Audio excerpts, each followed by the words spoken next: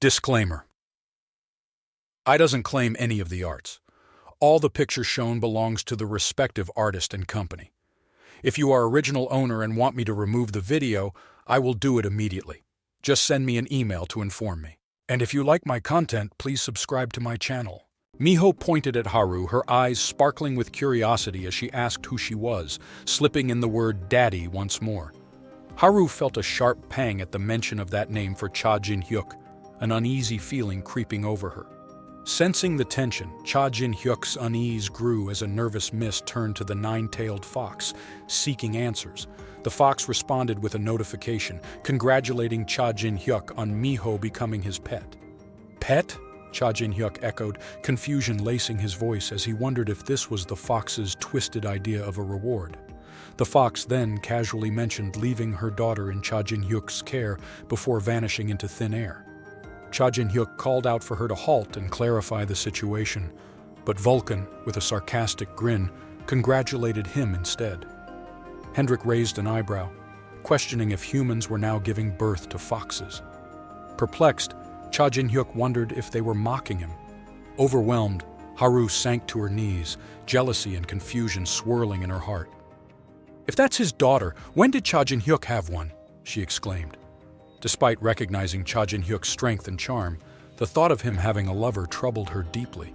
Yet she resolved to accept this new reality and move forward, feeling that she still mattered to him. With a chuckle, she reassured herself, "It's okay, I'm okay." Noticing Haru was a female Oni, Hendrik assumed her identity and greeted her politely. "Nice to meet you," he said, introducing himself as Hendrik and mentioning his role in Cha Jin-hyuk's party. Haru glanced at him. In her eyes, Hendrik flickered like flames, igniting memories of her village engulfed in fire. Oni villagers fleeing in terror while children cried out amidst the chaos. In the distance loomed a dragon silhouette, its menacing laughter echoing as it reveled in destruction. Back in reality, Haru furiously denounced Hendrik as the enemy of her village. With a battle cry of "Die!" she lunged at him with her sword but was swiftly blocked. Hendrik urged Cha Jin-hyuk to clarify things for Haru, emphasizing her misunderstanding. However, Cha Jin-hyuk merely smirked and claimed that Haru's fury was directed solely at him, leaving Hendrik to manage the fallout alone. Despite warning Cha Jin-hyuk about the potential danger to Haru, assured him she could handle it. Upon hearing this declaration from Cha Jin-hyuk, Hendrik smirked back and declared he would treat this confrontation as an entrance test for facing gods themselves. He retaliated against Haru with such force that she was sent flying backward into the forest, crashing through trees and stirring up a massive cloud of dust. As the dust settled, Haru charged at Hendrik once more with renewed determination. Seemingly unscathed by the earlier blow, she swung her sword again, but was intercepted yet again by Hendrik. He complimented her spirit, but pointed out that her current efforts were insufficient against him. His counterattack displayed immense power that forced Haru to acknowledge the vast gap between their abilities. Frustrated by her own limitations despite having the enemy right before her, she felt powerless for revenge. Suddenly, the sword spirit emerged with a chuckle and offered Haru its power, just this once, promising strength enough to slay a dragon. He explained why he was known as the Dragon Slayer Sword. Accepting this newfound power transformed Haru's appearance as she lunged toward Hendrik once more. Intrigued by the sword's apparent consciousness, he encouraged her to unleash everything she had. As she prepared to strike with a fierce shout of "Die!" Hendrik effortlessly blocked her attack with one hand. Haru gasped in shock. He had neutralized the might of the Dragon Slayer sword so easily. Soon after he kicked her down, she coughed and knelt before him as he asserted his dominance. "My sword's strength surpasses yours," he proclaimed confidently. Despite feeling defeated, Haru refused to surrender easily. She pleaded with the Dragon Slayer sword for more power, enough to exact revenge on Hendrik for what he had done to her village. The sword grinned wickedly at her determination. Suddenly enveloped in a menacing aura that glowed pink around both herself and the sword, Haru felt invigorated. Hendrik recognized this power as sword silk and widened his eyes in astonishment, vowed retribution for her burned village and for all fallen Oni. With newfound strength coursing through her veins, Haru attacked Hendrik fiercely, However, he easily evaded each strike while cautioning her about wielding power beyond her control. He warned that this strength was like a consuming parasite that could endanger her life if misused. Leaping toward her again, he implored Haru to relinquish the sword and explained its perilous nature. But recalling the flames that had devoured her village ignited an inferno of rage within her. Closing her eyes momentarily, fueled by anger, transformed into resolve. With fierce determination glowing in her pink eyes, she declared she'd only release the sword when Hendrik lay dead at her feet, blaming him for all that had happened, and unleashed a flurry of silk slash attacks on everything around them, vowing unforgiving retribution against him. Thank you for watching my video so far. If you like this video, please subscribe to my channel. Hendrik skillfully dodged Haru's strikes, but a small cut appeared on his cheek. Internally, he thought, "I see.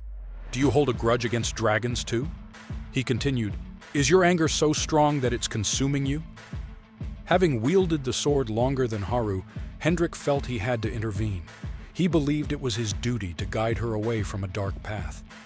Focusing his energy, he prepared a powerful attack, warning Haru that it would be intense, but not deadly. Haru was taken aback by the sheer force he displayed. With a swift motion, Hendrik unleashed his formidable strike, creating a massive explosion upon impact. The blow was so powerful that Haru slipped into a dream. She found herself in a serene meadow filled with beautiful blue flowers, and soon realized it was the forest of her Oni village. Spotting a soccer ball, she picked it up just as a voice called out, "Sister Haru!" A little Oni girl appeared, asking her to hold on to the ball. Haru smiled and handed it to the child, who thanked her joyfully. But then the dream turned dark as the children began to ask why she was the only survivor. This question shook her to her core, leaving her bewildered. Suddenly, a fiery hand touched her shoulder. It belonged to a burning child who pleaded for help, expressing a desire to live like her. Tears streamed down Haru's face as her breathing quickened. The haunting vision escalated. Burning corpses piled up around her, reaching out and questioning her survival amid such chaos. Haru wondered why she alone had survived while her sword responded, declaring it was her destiny. It urged her to wield the Dragon Slayer sword and carry on because revenge could only be sought through her. It reminded her that despite the loss of the Oni, she must stand strong, embodying both kindness and vengeance. Meanwhile, Hendrik turned around in astonishment at how Haru managed to stand after enduring his charging Dragon Spark attack. Haru dashed toward him with vacant eyes and plunged the blade into his stomach. They both collapsed to the ground as the sword shattered upon impact with Hendrik. The broken sword whispered that this was likely Haru's limit and urged her to grow stronger so she could cut through him and avenge all the Oni. Concerned for their well-being, Cha Jin-hyuk called out their names, while Vulcan asked if they were okay. Hendrik reassured them he was fine, noting that Haru had exhausted herself before stabbing him. He believed it was best for her to rest now. They returned to the village and entered an apartment where Haru lay sleeping on the bed, looking pale and gaunt. Observing her condition, Hendrik speculated she might be malnourished from pushing herself too hard. He worried about what might happen if she attacked him upon waking. Cha Jin-hyuk suggested she might indeed lash out since her story mirrored Hendrik's, possibly involving one of the dragons that had devastated her village. Hendrik reflected on how the previous owner of his dragon body might have been one of those attackers. Accepting the weight of this body's past sins, he resolved to bear any resentment Haru might hold against him. Cha Jin-hyuk fell silent after hearing this and then asked Hendrik to accompany him. He mentioned he had booked the entire second floor and urged Hendrik to make himself at home until Haru woke up. Hendrik expressed gratitude but declined. He felt undeserving of such kindness due to his past sins. Before he could finish his thought, Cha Jin-hyuk interrupted sharply. "Do you think I care about you?" He emphasized that Haru could only rest if Hendrik wasn't in sight. A gentle breeze swept into Haru's room, stirring her awake as she felt the cool wind against her skin. She opened her eyes and initially thought she saw Cha Jin-hyuk, but was surprised to find Miho there instead. Miho informed Cha Jin-hyuk of Haru's awakening. Cha Jin-hyuk entered the room and asked, "Are you awake?" Haru responded with a yes, but mentioned that her head felt stuffy. Suddenly Miho exclaimed, "Daddy's here!" Those words triggered something in Haru once more, overwhelming her with jealousy and causing her to faint again. Confused, Miho asked if Haru was sleeping once more. Cha Jin-hyuk lifted Miho and warned her that she might get hurt if she didn't change how she referred to him. Miho replied innocently, "Die? Die from who?" Cha Jin-hyuk then cautioned her that she would die from that sister. With that, this chapter ends. Thank you for watching my video so far. If you like this video, please subscribe to my channel. The next day, just outside their apartment, Cha Jin-hyuk asked if everyone had gathered their things. He announced that they wouldn't be going back to the 10th floor. Haru, brimming with excitement, confirmed she had packed everything. She felt a special bond with the Dragon Slayer sword, as if it always returned to her side. Hendrik reassured them that his belongings were magically organized, so nothing would be left behind. Miho hesitated, almost calling Cha Jin-hyuk Daddy, but then opted for Oppa, insisting she hadn't forgotten anything either. This surprised Cha Jin-hyuk. He hadn't expected her to call him Oppa instead of Daddy. Haru stepped in with a warm smile, explaining that she had taught Miho to use Oppa. Embracing Miho like a protective sister, Haru added that even though Miho was a mythical creature, she was still a young child who couldn't tell the difference between Daddy and Oppa. With a soft murmur, Miho admitted she preferred saying Daddy. Haru shot her a fierce look that resembled a furious demon, making Miho shiver. Cha Jin-hyuk then revealed some scrolls, announcing they were teleportation scrolls and suggesting everyone take one. He explained that tearing the scroll would whisk them away to the meeting room Goldrich had arranged. Peru gasped at the sight of the expensive scrolls. Just as Cha Jin-hyuk was about to tear his scroll, Vulcan shouted for him to stop, loudly questioning his own scroll. Cha Jin-hyuk realized his mistake and snapped his fingers, opening a spiritual portal to draw Vulcan in. As he was pulled in, Vulcan cursed Cha Jin-hyuk for treating him like an object rather than an ally. With everyone ready, Cha Jin-hyuk declared it was time to move on. They tore their scrolls in half and were instantly teleported to their meeting spot. "Is this it?" Hendrik asked in surprise. Haru gasped in awe at the impressive location on the 10th floor. Cha Jin-hyuk explained that this magical space had been created through powerful spells, thanks to Goldrich's vast resources. Suddenly, an elderly man appeared beside Haru, causing her to turn and meet his gaze. He was astonished to see her. They shared a moment of shock as they realized it was Grandpa Gino, alive. Tears filled their eyes as they embraced, the only confirmed survivors of their kind. Vulcan and Cha Jin-hyuk watched on, relieved that this long-awaited reunion had finally come to pass. Just then, Goldrich made a grand entrance and questioning why everyone was running late. He joked about the etiquette of being 10 minutes early. Cha Jin-hyuk shot him a glance and reminded him to be considerate given the current situation. Goldrich teased that Cha Jin-hyuk had grown unusually soft and called him Death Star. Nearby, Puppet recalled Goldrich's mention of Death Star, the powerful climber who had perished a decade ago due to his insatiable thirst for power that betrayed mankind. Cha Jin-hyuk then removed his mask and grinned widely as he introduced himself as Death Star Cha Jin-hyuk, the man who died 10 years ago. In the next scene, Goldrich briefed everyone on what they knew so far. Silence fell over the group after his words, except for Puppet, who gasped and asked Goldrich to pause. He summarized Goldrich's revelations about the secret actions of the 4 royalties who eliminated potential threats, including an ambush on the Oni village at the 100th floor. So Ghostfacer, or rather Cha Jin-hyuk, and Sir Hendrik were both victims and returned to life? Puppet exclaimed. Exactly, confirmed Cha Jin-hyuk, with determination in his eyes.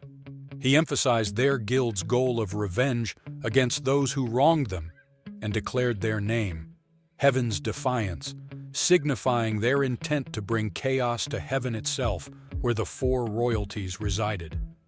The elderly man and Puppet exchanged knowing smiles at Cha Jin-hyuk's boldness, but acknowledged their potential for change within the tower.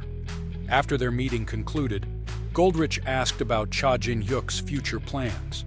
In response, Cha Jin-hyuk asked what else a climber does before answering his own question. He intended to keep climbing the tower. He stressed that this applied to all guild members. They needed to sharpen their skills because fighting fire with fire was essential.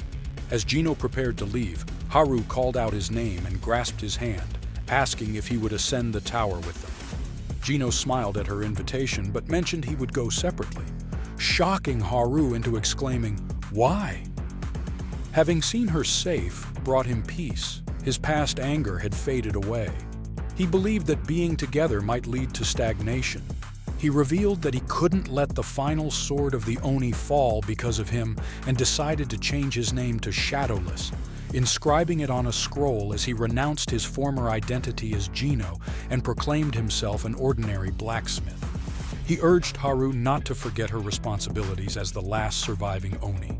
Shortly after, Cha Jin-hyuk approached the old man respectfully and informed him he would assign him a separate mission. Details undisclosed for now. In the next scene, Cha Jin-hyuk instructed Goldrich to set up their base on the 100th floor and investigate the Oni village. Goldrich assured him it wouldn't be an issue and asked about selecting a manager. Cha Jin-hyuk revealed his choice: the best Oni blacksmith who had lived on the 10th floor for ages and knew its geography well. Goldrich nodded in agreement before turning to Puppet and asking him to accompany the elder to the 100th floor. Puppet assured him with utmost respect that he would escort the old man. With their destination set, Cha Jin-hyuk declared it was time to depart. With greatness and determination to do this impossible task, he rallied them by saying, "All right, Heaven's Defiance, let's go live up to our name." At the entrance of the safety zone on the 11th floor, a portal appeared on the street.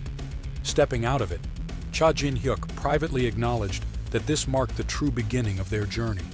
His thoughts turned dark as he remembered those responsible for his current state, the twins who had betrayed him and caused his demise. Fueled by determination for vengeance, he vowed to tear them apart, no matter how high up they were or what position they held within the tower. Unbeknownst to them all, someone trailed behind, a blonde-haired girl previously seen in earlier chapters, that who defeated the giant snake with one blow of her weapon. She's silently observing their every move, waiting for right moment to act. With that, this chapter ends. Thank you for watching this video until the end. Support this channel by liking this video and subscribing the channel. And if you want me to recap another manhwa or manga, write its name in the comments section.